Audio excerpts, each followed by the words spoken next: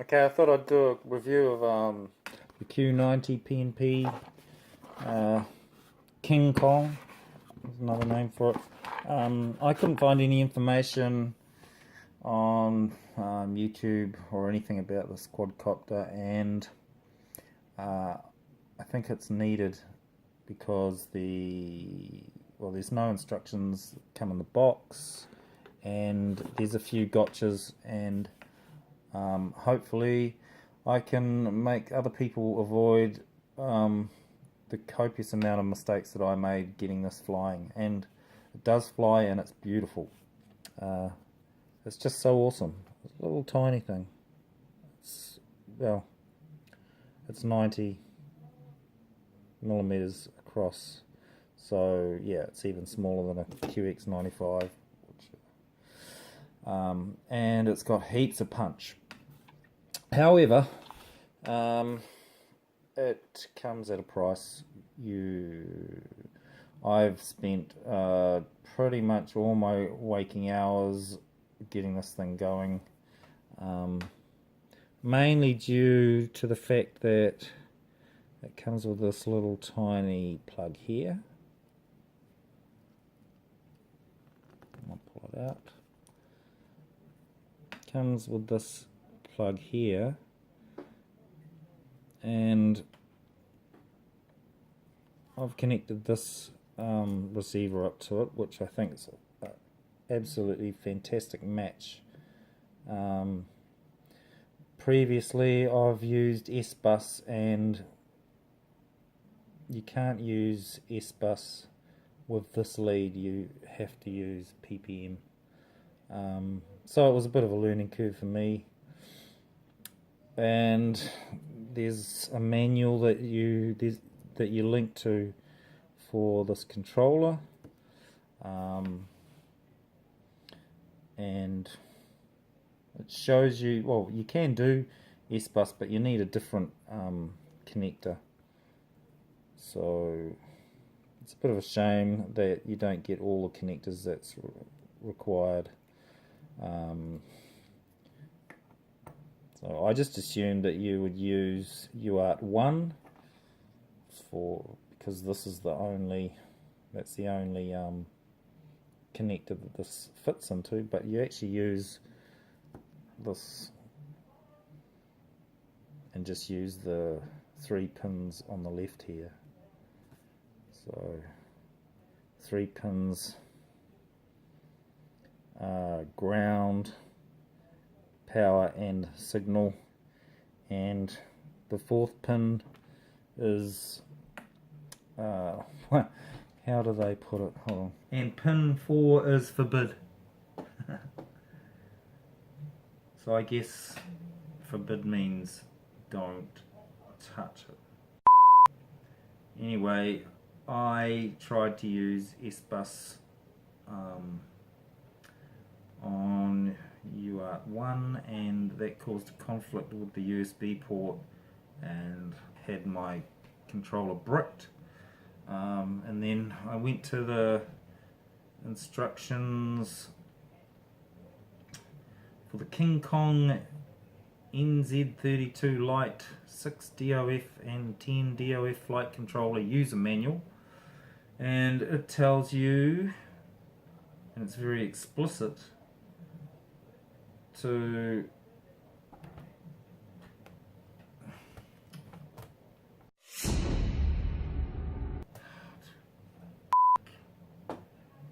scrolled out of the thing. Thanks, cat. It's very explicit. NASE, it tells you to flash NASE firmware, and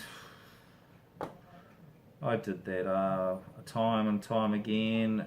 Came up as program successful, and then I didn't see a activity light. As a last ditched effort, I had a look at the box here, and it says clean flight SP Racing F3.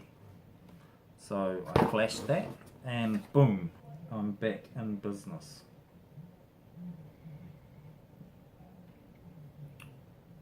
what are you gonna do? Are you gonna walk across my laptop, right?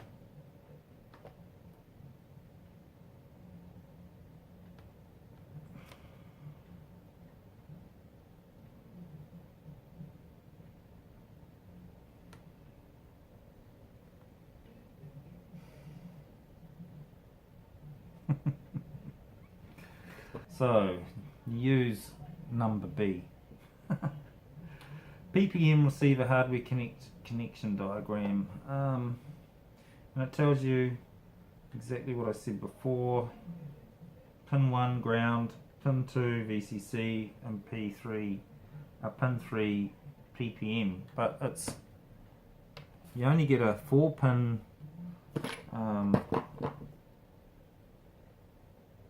connector, and number 4 pins forbid, so I chopped that off. And it's about a 9-pin connector on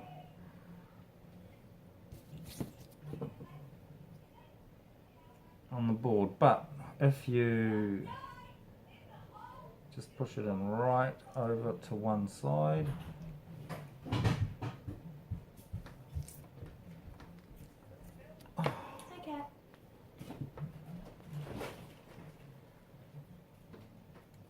it actually fits. That's how you have to do it, and you're supposed to just guess that, because there's no documentation. You have to solder up to the outside row, which is PPM on here. I'll show you the settings that you need in CleanFlight. I'll take you through this manual for the appropriate settings. See, I mean, NASE, that's wrong, forget it. It's what's on the box. That's SP Racing F3. So if you have to flash it, use SP Racing F3 and you'll be fine.